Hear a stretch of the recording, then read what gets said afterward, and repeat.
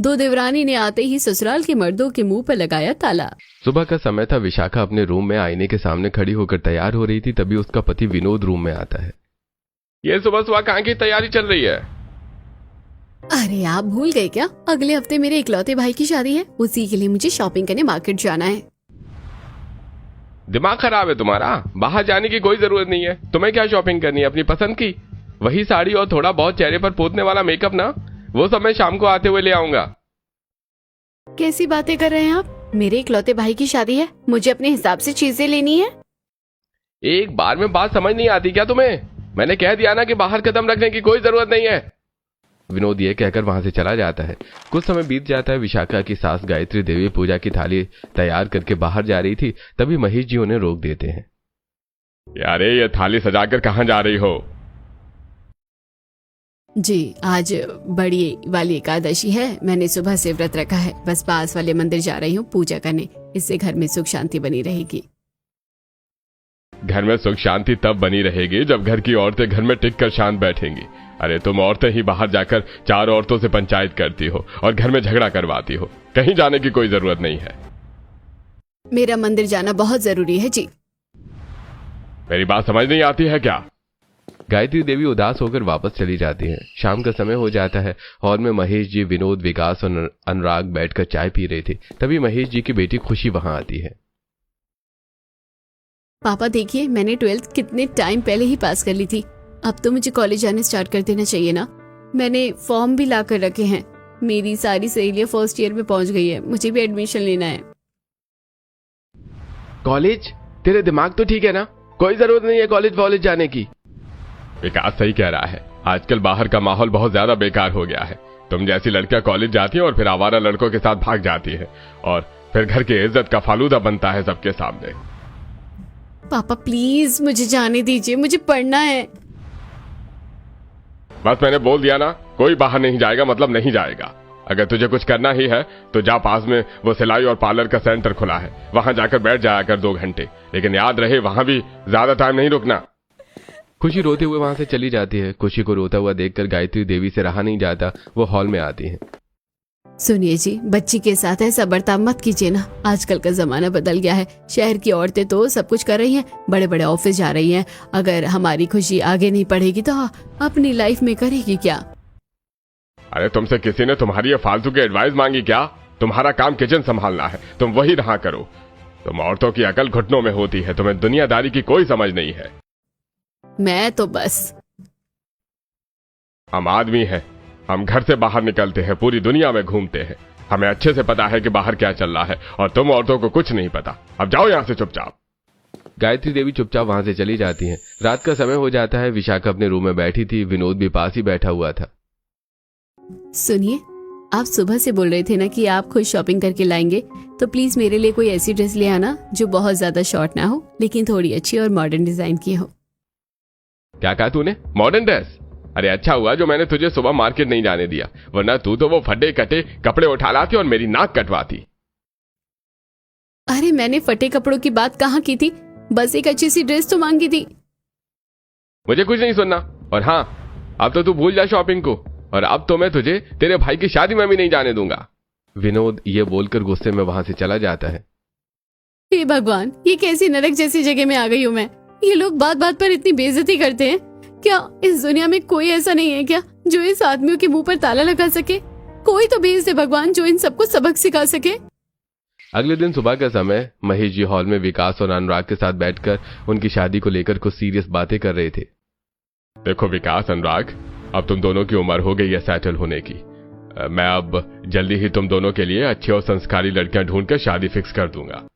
तभी गायत्री देवी हाथ में चाय की ट्रे लेकर आती हैं। अरे बाहर लड़कियां ढूंढने की क्या जरूरत है? मैंने गांव में 2 बहुत ही संस्कारी और प्यारी लड़कियां देख रखी है, एकदम अपनी विशाखा बहू जैसी गाय हैं। उन दोनों से ही विकास और अनुराग की शादी पक्की कर देते हैं ना। तुमसे कहा था ना कि बीच में मत बोला करो। तुम औरतें तो ऐसी ही गवार और बेवकूफ बहुएं लाओगी, तुम्हें दुनियादारी की कोई समझ नहीं है। वो लड़कियां बहुत अच्छी हैं जी। चुप, मेरे बेटे हैं ये, इनकी शादी मैं अपनी मनपसंद की लड़कियों से करवाऊंगा। गायत्री देवी चुपचाप ट्रे लेकर वहां से चली जाती हैं। दोपहर का समय हो जाता है। विशाखा रूम में विनोद के कपड़े प्रेस कर रही थी। विनोद जी, आपको तो पता है कि शादी से पहले मैंने कितनी पढ़ाई की थी। मेरे पास डिग्री भी है। जब से मैं इस घर में आई हूँ बस 4 दीवारी में ही कैद हूँ। मैं सोच रही थी कि क्यों ना मैं बाहर जाकर कोई अच्छी सी जॉब कर लूँ। जॉब? अरे तू बाहर जॉब करेगी? तेरा दिमाग ठिकाने पर है या नहीं? पर इसमें बुराई क्या है? मैं पढ़ी लिखी हूँ। अपनी ये डिग्री का ज्ञान मुझे मत दे। अगर आज के बाद इस घर में तूने जॉब का नाम भी लिया ना तो याद रखना विशाखा, तेरा वो हाल करूंगा कि तू जिंदगी भर पछताएगी। विनोद ये बोलकर वहां से चला जाता है। ऐसी कुछ समय बीत जाता है। घर के हॉल में महेश जी, विनोद, विकास और अनुराग चारों बैठे हुए हैं। सबके सब बहुत परेशान हैं। अरे यार, ये अपना बिजनेस तो एकदम घाटे में जा रहा है। अगर बॉस को इस लॉस के बारे में पता चला तो वो हम सब की क्लास लगा देगा। सही कह रहे हो पापा, हमें कोई नया बिजनेस आइडिया सोचना ही होगा। आप लोग बिजनेस के लिए इतना टेंशन क्यों ले रहे हैं? देखिए, मैं पढ़ी लिखी भी हूँ और मेरे पास एक बहुत ही जबरदस्त बिजनेस आइडिया है। अगर आप उस आइडिया पर काम करें तो हमारा बिजनेस बहुत जल्दी ग्रो करेगा। हमें किसी बॉस की नौकरी करने की जरूरत ही नहीं पड़ेगी। हम खुद की कंपनी स्टार्ट कर सकते हैं। अरे भाभी, तुमसे किचन का बजट तो ढंग से मैनेज होता नहीं है और चली हो कंपनी चलाने। अरे वाह वाह, क्या बड़ी बड़ी बातें हैं। औरतों का काम बस बातें बनाना और ख्याली पुलाव पकाना ही होता है। रात का समय हो जाता है। घर के एक सीक्रेट रूम का दरवाजा आधा खुला था, जहां चारों मर्द अंदर बैठकर कुछ सीरियस मीटिंग कर रहे थे। तभी विशाखा पानी का जग लेकर वहां आती है। वो आप लोग बहुत देर से बातें कर रहे थे तो मैं पानी लेकर आ गई। तुम यहाँ अंदर कैसे आई? कितनी बार मना किया है कि जब हम इस रूम में मीटिंग किया करें तो आसपास भी मत फटका करो। भाभी, आप सच में कभी कभी ना दिमाग खराब कर देती हो। विशाखा वहां से चली जाती है। पता नहीं इस बंद कमरे में बैठकर कौन सी दुनिया चलाते हैं ये लोग। हे भगवान, पता नहीं मेरे अच्छे दिन कब आएंगे। क्या अब दुनिया में कोई ऐसा नहीं बना जो इन घमंडी मर्दों के मुंह पर ताला लगा सके? एक अच्छे आलीशान घर के हॉल में दीपिका और काजल बैठी हुई थी। सामने लड़के वाले बैठे थे। देखिए भाई साहब, हमारे घर का उसूल है, हमारे घर की बहुएं जॉब वॉब नहीं करती और ना ही ज्यादा बाहर निकलती हैं। और सबसे बड़ी बात, हमारे घर में औरतें मर्दों के सामने मुंह नहीं खोलती। बस अंकल जी, अपना ये लेक्चर अपने पास ही रखिए। आप बहू ढूंढने आए हैं, कोई गुलाम खरीदने नहीं। सही कहा दीदी। अंकल जी, आपको बहू नहीं, एक गूंगी रोबोट चाहिए। जिस घर में औरतों की कोई वैल्यू नहीं है उस घर में तो हम पानी भी ना पिए। चलिए निकलिए यहाँ से। लड़के वाले गुस्से में वहां से चले जाते हैं। तुम दोनों ने ये क्या किया? ये 5वां रिश्ता था जो तुम लोगों ने ऐसे ही भगा दिया। ऐसे ही अपनी जबान चलाती रहोगी तो सारी उम्र कुंवारी यहीं बैठी रहोगी। कोई शादी नहीं करेगा तुम लोगों से। देखिए पापा जी, हम लड़कियां हैं, कोई बिकाऊ सामान नहीं है। हमें अपने हक के लिए बोलना आता है। अगर हम इन जैसे पुराने ख्यालों वाले आदमियों के घर में जाएंगे तो हमारी जिंदगी तो नर्क बन जाएगी ना। अगले दिन दीपिका और काजल एक अच्छे से होटल में बैठकर खाना खा रही थी। तभी उनकी नजर पास वाली टेबल पर बैठे एक पति पत्नी पर पड़ती है। सुनिए जी, मैं सोच रही थी कि हम औरतें मिलकर भी कोई छोटा मोटा बुटीक का बिजनेस स्टार्ट कर सकती है ना। मुझे डिजाइनिंग आती है और ज्यादा अपना मुंह मत चलाओ, चुपचाप खाना खाओ। तुम्हें क्या समझ है बिजनेस की? बढ़िया ही बिजनेस करने वाले। घर संभाला जाता नहीं है और बिजनेस करेंगी। एक्सक्यूज मी मिस्टर, अपनी पत्नी से बात करने का ये कौन सा तरीका है? वो आपको एक अच्छा आइडिया दे रही है और आप उन पर चिल्ला रहे हैं। क्या आप दुनिया के सबसे बड़े बिजनेसमैन हैं जो आपको ही सब पता है? बहन जी, गलती थोड़ी आपकी भी है। आप भी बस इनकी डांट चुपचाप सुन लेती है। अरे आप भी तो जवाब दिया करो। आप इनकी कोई गुलाम थोड़ी ना हो जो ये आपको चुप करा दे। हाँ, बिल्कुल सही कह रही हो तुम दोनों। आज तक मुझे डर लगता था, लेकिन अब मैं इनसे नहीं डरूंगी। अब मैं भी हर बात का जवाब दूंगी। दीपिका और काजल वहां से चली जाती हैं। उधर महेश जी सोफे पर बैठे थे और विकास अनुराग खड़े थे। गायत्री देवी, विशाखा और खुशी भी साइड में खड़ी थी। देखो विकास और अनुराग, कल हम लोग तुम दोनों के लिए एक बहुत ही अच्छी और अमीर फैमिलीज में रिश्ता देखने जा रहे हैं। जी, वो तो कल हम लोग भी साथ चलेंगे ना। ठीक है, तुम चलना, लेकिन एक बात कान खोलकर सुन लो। वहां पर हम मर्द ही बात करेंगे। तुम तीनों बस वहां मूर्ति की तरह चुपचाप शांत बैठी रहना, क्योंकि तुम औरतों को ढंग से किसी से बात करना भी नहीं आता है। अगले दिन का समय, महेश जी अपनी पूरी फैमिली के साथ दीपिका और काजल के घर जाते हैं। और बताइए बहन जी, आपके घर में सब कैसे हैं? दोनों बच्चे खाने में क्या क्या बना लेती हैं? अरे तुम लोगों को घर से मना करके लाया था ना कि एकदम शांत रहना। तुम औरतों को बात करने की तमीज तो है नहीं और पंचायत करने लग जाती हो हर जगह। काजल, देख रही है इस बुड्ढे का ईगो? ये आदमी तो अपनी बीवी की सबके सामने बेइज्जती कर रहा है। आज तो मैं इसे छोड़ूंगी नहीं। बेटा मेरी हाथ जोड़कर विनती है, प्लीज कोई अभी तमाशा मत करना। ये लोग बहुत अमीर हैं, जैसे तैसे ये रिश्ता हो जाने दो, वरना हम दोनों तुम्हारे माँ बाप जीते जी मर जाएंगे। दीदी छोड़ो, पापा रो रहे हैं, हम कुछ नहीं कहेंगे। दीपिका और काजल शांत हो जाती हैं। महेश जी को लड़कियां शांत और संस्कारी लगती हैं और वो रिश्ता पक्का कर देते हैं। और कुछ ही दिनों में दीपिका और काजल की शादी विकास और अनुराग से हो जाती है। शादी के कुछ दिनों बाद दोनों अपने रूम में बैठी थी। दीदी कल तो संडे है, कल तो हम अपनी सारी फ्रेंड्स के साथ घूमने जाएंगे ना, और पार्टी करेंगे और खूब एंजॉय करेंगे। बिल्कुल काजल, बहुत मजा आने वाला है कल।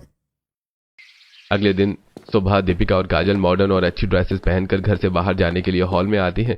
तभी विकास और अनुराग उन्हें रोक देते हैं। कहाँ जा रही हो तुम दोनों सुबह सुबह इतनी तैयार होकर? अरे हम दोनों अपनी फ्रेंड्स के साथ बाहर पार्टी करने जा रहे हैं। कोई जरूरत नहीं है बाहर जाने की। शादीशुदा औरतें ऐसे दोस्तों के साथ पार्टी शार्टी नहीं करने जाती। अंदर जाओ और जाकर कपड़े चेंज करो। पर क्यों नहीं जा सकते? हमारी फ्रेंड्स हमारा वेट कर रही हैं। क्योंकि मैंने मना कर दिया है। बहस करने की जरूरत नहीं है, चुपचाप अपने रूम में जाओ। काजल अभी शांत रहे, मुझे लग रहा है शायद इन लोगों ने हमारे लिए कोई सरप्राइज प्लान किया होगा, इसलिए दोस्तों के साथ जाने से मना कर रहे हैं। चलो अभी मान लेते हैं इनकी बात। काजल और दीपिका वापस अपने रूम में चली जाती है। दोपहर का समय हो जाता है। घर के बड़े वाले हॉल में महेश जी, विनोद, विकास और अनुराग कुछ दूर के रिश्तेदारों के साथ सोफे पर बैठे बातें कर रहे थे। गायत्री देवी, विशाखा और खुशी चुपचाप साइड में खड़ी थी। तभी दीपिका और काजल वहां आती है और रिश्तेदारों के साथ बैठ जाती है। अरे वाह, नमस्ते अंकल जी, आप लोग गांव से कब आए? हाँ आंटी, आप भी बताइए, रास्ते में सफर में कोई परेशानी तो नहीं हुई ना? अरे तुम दोनों यहाँ क्यों आ गई? तुम्हें शर्म नहीं आती कि घर के सारे मर्द और बड़े बुजुर्ग यहाँ बैठे हैं और तुम बीच में अपनी पंचायत करने आ गई? दीपिका जाओ यहाँ से, तुम लोगों को क्या बात करनी है इन लोगों से? अभी कुछ उल्टा सीधा बेवकूफी वाला सवाल पूछ लोगी तो ये लोग बुरा मान जाएंगे। पर विकास, हम तो बस। ज्यादा बहस मत करो भाभी, जाइए आप लोग अंदर। दीपिका और काजल वहां से चली जाती हैं। बुरा मत माना दीपिका, इस घर में हमारे साथ हमेशा ही ऐसे ही होता है। जब भी कोई रिश्तेदार आता है तो हमें ऐसे ही दूध से मक्खी की तरह निकाल बाहर फेंक दिया जाता है। काजल, शायद ये रिश्तेदार थोड़े गुस्सैल होंगे, इसलिए पापा जी ने हमें वहां बैठने से मना कर दिया होगा। छोड़ यार, हमें क्या करना है। अगले दिन सुबह का समय था। हॉल में दीपिका और काजल सोफे पर बैठी मैगजीन पढ़ रही थी। तभी विशाखा एक छोटा सा बैग लेकर अपने रूम से निकलती है। यह बैग उठाकर कहाँ की तैयारी है? वो आज मेरी मम्मी की तबीयत थोड़ी खराब है, तो मैं बस आज के लिए मायके जाना चाहती थी। कोई जरूरत नहीं है मायके वायके जाने की। तुम्हारी माँ बीमार है तो उनके लिए डॉक्टर है ना। तुम क्या वहां जाकर कोई संजीवनी बूटी पिला दोगी उनको? पर विनोद जी, बस एक ही दिन की तो बात है। एक बार में बात समझ नहीं आती क्या? चुपचाप ये बैग अंदर रखो। विशाखा रोते हुए वापस अपने रूम में चली जाती है। दीपिका और काजल ये सब देखकर हैरान रह जाती हैं। कुछ समय बीत जाता है। दीपिका और काजल किचन में थी। वो देखती हैं कि खुशी हॉल में महेश जी के सामने खड़ी है। पापा प्लीज, मुझे सिर्फ कॉलेज जाने दीजिए, मेरी सारी फ्रेंड्स आगे बढ़ रही हैं, मुझे पढ़ना है पापा। 100 बार मना कर दिया ना तुझे, कोई कॉलेज वॉलेज नहीं जाना है। अरे जी, क्यों बच्ची की जिंदगी खराब कर रहे हैं, उसे पढ़ने दीजिए ना। तुम अपना मुंह बंद रखो, मुझे तुम्हारी कोई बकवास नहीं सुननी। पता है मुझे कि तुम औरतें कैसी होती हो। तुम्हें दुनियादारी की कोई समझ नहीं है। और खुशी, आज के बाद अगर तूने कॉलेज का नाम भी लिया तो तेरी टांगें तोड़ दूंगा। महेश जी गुस्से में वहां से चले जाते हैं। दीदी, इस घर के आदमियों की सोच ही गटर जैसी है। ये लोग औरतों को इंसान ही पैर की जूती समझते हैं। तू सही कह रही है काजल, इन आदमियों का ईगो तो आसमान छू रहा है। रात का समय हो जाता है। विशाखा के रूम में गायत्री देवी, खुशी, दीपिका और काजल सब एक साथ बैठी थी। दीपिका, हम सालों से ये सब झेल रहे हैं। इन लोगों के सामने हमारी कोई औकात नहीं है। ये हमारी कोई बात नहीं सुनते हैं। बस भाभी, बहुत हो गया रोना धोना। कल संडे है ना, कल हम सब औरतें अपनी मन मर्जी से जू घूमने जाएंगे। और याद रखना, अगर इन मर्दों ने हमें रोकने की कोशिश की तो हम सब एक साथ मिलकर जवाब देंगे, कोई पीछे नहीं हटेगा। अगले दिन सुबह पांचों औरतें एकदम रेडी होकर हॉल में आती हैं। यह पूरी बारात लेकर कहाँ जा रही हो तुम सब? हम सब जू घूमने जा रहे हैं जेठ जी, और शाम तक वापस आएंगे। जू जाओगी? मुझसे पूछा तुमने बाहर जाने से पहले? क्यों पूछे? हम कोई छोटे बच्चे हैं जो हर बात के लिए परमिशन ले? हम जाएंगे मतलब जाएंगे। जबान लड़ाती हो अपने पतियों से? कान खोलकर सुन लो तुम सब, अगर आज तुम में से किसी ने भी इस चौखट के बाहर कदम रखा तो याद रखना, तुम्हारे साथ वो सलूक होगा कि तुम जिंदगी भर याद रखोगी। दीपिका बेटा, रहने दे, ये जैसे भी हमारे पति हैं, घर के मालिक हैं। हमें इनका सम्मान करना ही होगा। घर में कलेश मत कर बेटा, चलो अंदर चलते हैं। गायत्री देवी और विशाखा दीपिका काजल को वहां से ले जाती हैं। शाम का समय हो जाता है। विकास और अनुराग घर के बाहर 2-3 पड़ोसियों के साथ खड़े होकर चाय पी रहे थे। अरे शर्मा जी, औरतों को ना हमेशा दबा कर रखना चाहिए। अगर आपने उन्हें ज्यादा बोलने की आजादी दी तो वो सिर पर चढ़ जाती हैं। घर की इज्जत घर में ही अच्छी लगती है, बाहर घूमने फिरने में नहीं। बिल्कुल सही कहा भाई आपने। हमने तो अपनी वालियों को एकदम कंट्रोल में कर रखा है। वाह विकास जी, क्या घटिया सलाह दे रहे हैं आप मोहल्ले वालों को। हाँ, और कौन से कंट्रोल की बात कर रहे हो तुम? बीवी है हम तुम्हारी, कोई पालतू डॉगी नहीं जिसे पट्टे में बांध कर रखो। अरे तेरी हिम्मत कैसी हुई सबके सामने जबान चलाने की?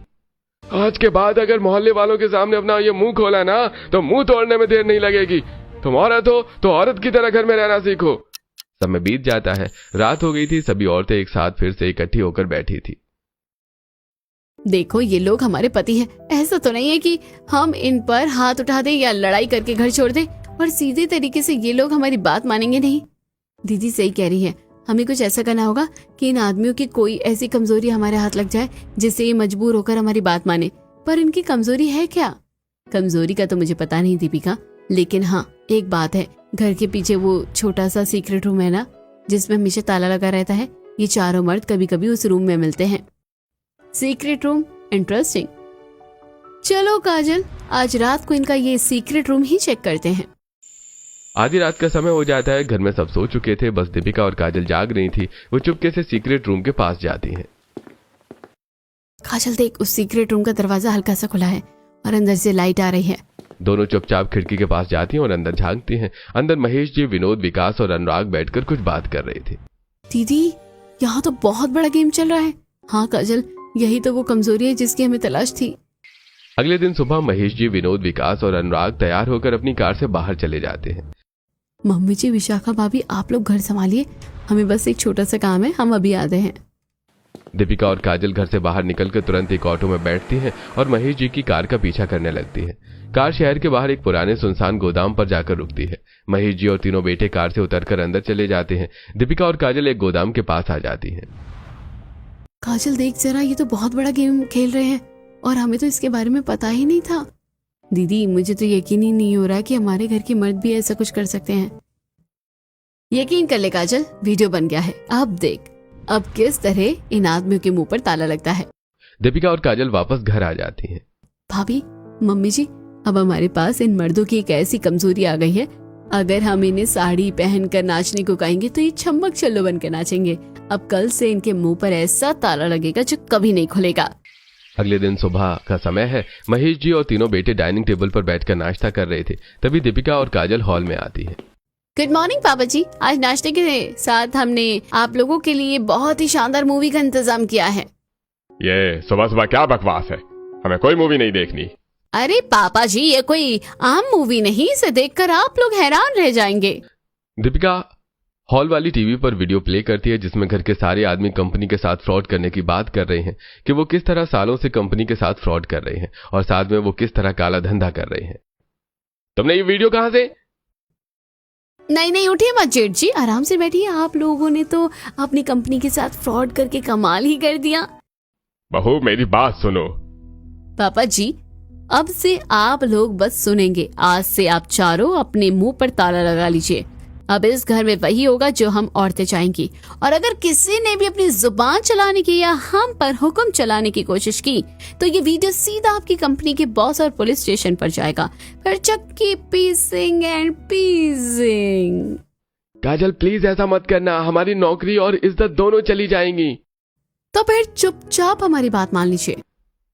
ठीक है, हम तुम्हारी हर बात मानेंगे। तुम जो कहोगी वही होगा। बस ये वीडियो किसी को मत देना प्लीज। दोपहर का समय हो जाता है। गायत्री देवी, खुशी, दीपिका, काजल और विशाखा तैयार होकर हॉल में आती हैं। सुनिए, हम सब औरतें शॉपिंग करने जा रही हैं, उसके बाद सिनेमा देखेंगी और फिर बाहर डिनर करके आएंगी। हमें आने में रात हो जाएगी। क्यों जी, कोई ऐतराज तो नहीं है क्या आपको?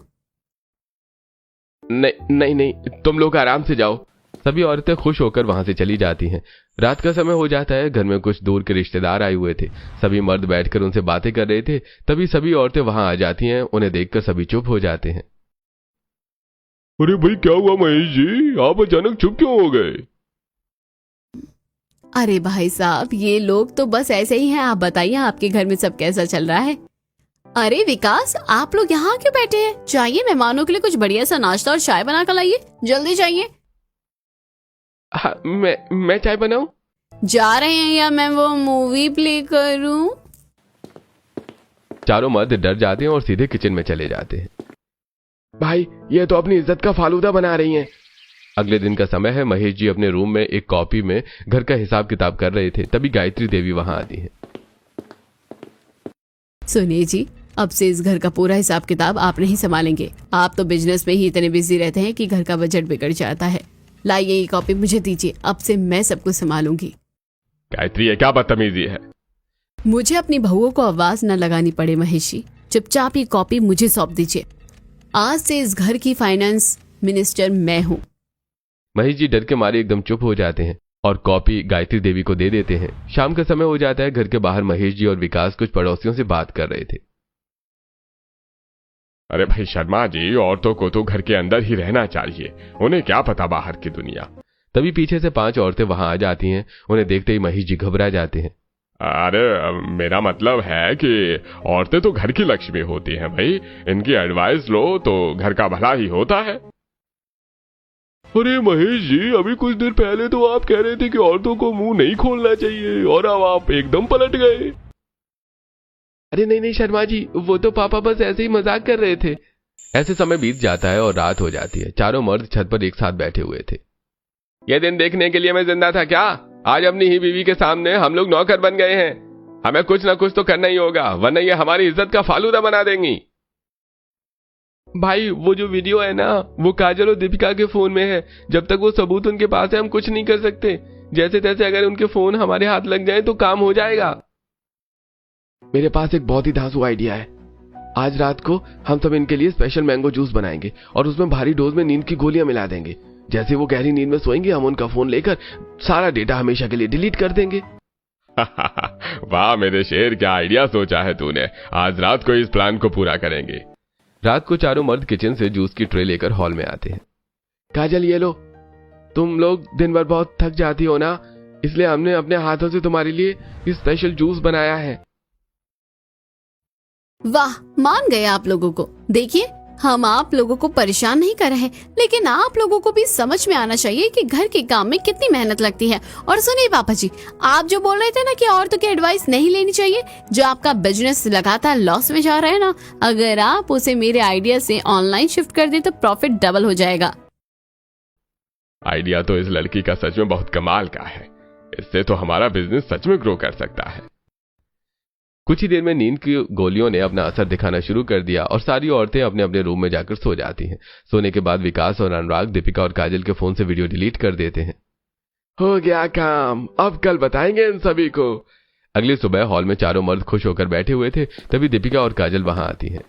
विनोद जी, विकास, ये सुबह सुबह आप लोग सोफे पर राजा बाबू बनकर क्यों बैठे हैं? और मुंह पर ताला कैसे खुल गया? चुप हो जाइए, वरना वीडियो सीधे पुलिस स्टेशन जाएगी। हाँ दीपिका जी, बिल्कुल चेक कीजिए अपना फोन, जरा हम भी तो देखें कि उस फोन में कोई वीडियो बची भी है या उड़ गई। दीदी ये क्या, मेरे फोन से वो गोदाम वाला वीडियो गायब है। यहाँ तो कुछ भी नहीं है। हमें भी आता है प्लानिंग करना, और वैसे भी हम मर्द हैं तो मर्दों से 100 गुना ज्यादा चालाक हैं। कल रात को जूस में नींद की गोलियां थी। अब जाओ और अपने अपने रूम में जाकर चुपचाप बैठ जाओ, वरना बहुत बुरा होगा सबके साथ। दीपिका और काजल उदास होकर वहां से चली जाती हैं। दोपहर का समय हो जाता है। ऑफिस की कैंटीन में महेश जी, विनोद, विकास और अनुराग बैठकर समोसे खा रहे थे। तभी उनका एक एम्प्लॉय राज हाथ में एक मोबाइल लेकर उनके पास आता है। गुड आफ्टरनून बॉस लोग, जरा इस स्क्रीन पर अपने आंखें डालिए, बहुत ही बढ़िया वीडियो बनी है आप लोगों की। राजू, ये सब क्या है? तुम्हारे पास ये वीडियो कहां से आई? अरे मैंने गोदाम में छुपाकर कैमरा लगा रखा था सर जी। देखिए बात एकदम साफ है। मुझे जल्द से जल्द 50 लाख रुपए कैश चाहिए। अगर पैसे नहीं मिले तो ये वीडियो सीधा पुलिस स्टेशन पहुंच जाएगी, फिर आप चारों लाइन से जेल की हवा खाएंगे। राजू हंसता हुआ वहां से चला जाता है। चारों मर्द बहुत परेशान हो जाते हैं। कुछ समय बाद चारों घर आ जाते हैं। चारों परेशान होकर हॉल में बैठे हुए थे। क्या हुआ आप लोगों को? आप इतने परेशान और डरे हुए क्यों लग रहे हैं? अरे बहू, हम सब बर्बाद हो गए। हमारी कंपनी का एक एम्प्लॉय राजू है, उसने हमारा वो गोदाम वाला वीडियो बना लिया है और वो हमें ब्लैकमेल कर रहा है। अगर उसने वो वीडियो वायरल कर दी तो। देखिए पापा जी, अगर हमने अपनी सूझबूझ से उस ब्लैकमेलर राजू से वो वीडियो डिलीट करवा दी और आपको इस पुलिस केस से बाहर निकाल दिया, तो क्या आप लोग ये मानेंगे कि औरतें भी इंटेलिजेंट होती हैं? हाँ दीपिका, हम कसम खाते हैं, अगर तुमने हमें बचा लिया तो हम मान जाएंगे कि तुम औरतें सबसे समझदार हो। ठीक है, फिर अब आप लोग बिल्कुल फिक्र मत कीजिए और ये सारा टेंशन हम पर छोड़ दीजिए। काजल और दीपिका अपने कमरे में जाकर लैपटॉप और फोन पर कुछ सर्च करती हैं और अपने कुछ दोस्तों से बात करती हैं। काजल, इस राजू का पूरा डेटा मैंने निकाल लिया है। दीदी, मेरी सहेलियों ने भी कंफर्म कर दिया है कि ये राजू कौन है और ये क्या क्या करता है। कल सुबह हम इसे एक कैफे में बुलाएंगे और इसका ऐसा बैंड बजाएंगे कि ये अपनी लाइफ में कभी किसी को ब्लैकमेल करना भूल जाएगा। अगली सुबह एक कैफे में गायत्री देवी, विशाखा, खुशी, दीपिका और काजल एकदम स्टाइलिश कपड़े पहनकर बैठी हुई थी। राजू उनके सामने बैठा हुआ था। राजू बाबू, तुम्हारी पूरी जन्म कुंडली हमने देख ली है। हमने तुम्हारे बारे में सब कुछ पता कर लिया है। तुम तो कई सालों से कंपनी के साथ बहुत बड़ा फ्रॉड कर रहे हो। हमारे हस्बैंड तो छोटा मोटा फ्रॉड कर रहे थे, लेकिन तुम तो महाजो निकले। 10-12 प्रॉपर्टीज ले रखी है तुमने अपने नाम पर। ये सारी डिटेल्स हमारे पास है राजू। अब भला इसी में है कि जो वीडियो तुमने बनाई है वो हमें दे दो और चुपचाप ये शहर छोड़कर भाग जाओ, क्योंकि अगर ये फाइल पुलिस के पास लग गई ना तो हमारे पति तो कुछ दिन में बेल में बाहर आ जाएंगे, लेकिन तुम्हें पक्का उम्र कैद होगी। मैडम प्लीज पुलिस को कुछ मत बताना, मैंने सब जगह से वीडियो डिलीट कर दी है। आप खुद चेक कर लो, मैं आज ही शहर छोड़कर जा रहा हूँ। दीपिका राजू से उसका फोन ले लेती है। सभी औरतें घर आकर सभी आदमियों को सब कुछ बताती हैं। अरे भाई चलो, बहुत बड़ा सिर दर्द खत्म हुआ। अरे हम मान गए तुम लोगों को। हाँ ठीक है, वीडियो डिलीट करवा दी, लेकिन इसमें कोई बहुत बड़ा दिमाग थोड़े ना लगा है। ये काम तो कोई भी कर सकता है। तभी अचानक महेश जी का फोन बजता है। हाँ हाँ राजू, आप क्या चाहिए तुझे? बॉस, वीडियो तो मैंने दे दी थी आपकी बहुओं को, लेकिन जाते जाते एक नेक काम कर दिया है। मैंने पुलिस को पक्की टिप दे दी है। बस कुछ ही देर में पुलिस आपके घर पहुंचने वाली है। फोन कट जाता है। लो, हो गया काम। अब पुलिस सीधा हमारे घर से वो ब्लैक मनी और फाइलें निकालेगी और हमें जेल में ले जाएगी। मई जी, हमें पक्की खबर मिली है कि आप चारों बाप बेटे अपनी कंपनी के साथ फ्रॉड करते हैं और आपने घर में बहुत सारा काला धन और फर्जी कागज छुपा रखे हैं। एक्सक्यूज मी सर, खबर मिलने से कोई क्रिमिनल नहीं हो जाता। क्या आपके पास कोई पक्का सबूत है कि हमारे घर वालों ने कोई फ्रॉड किया है?